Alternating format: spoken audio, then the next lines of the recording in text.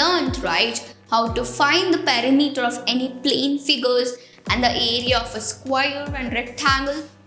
So we shall have a quick look onto it then.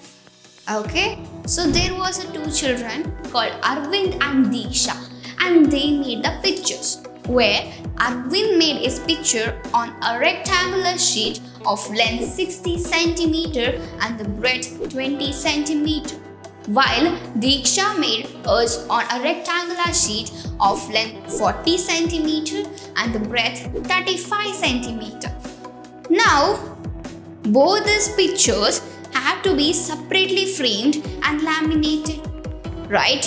So my question is, who has to pay more for framing if the cost of framing is 3 rupees per centimeter? Framing means what then? See, framing means covering along the sides of the given figures. And similarly, one more question is there.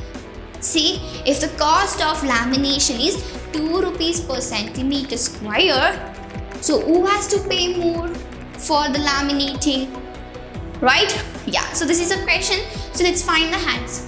See, you have already known the perimeter of a regular polygon is given by the product of number of sides and length of one side, right? Yeah. Likewise, the perimeter of a square is equals to 4 into side length. And the perimeter of rectangle is given by the formula 2 into L plus B. L is nothing but length, B is nothing but breadth. So in this example, the framing refers to the perimeter and the lamination refers to the area of a rectangular sheet. Now, what can we do?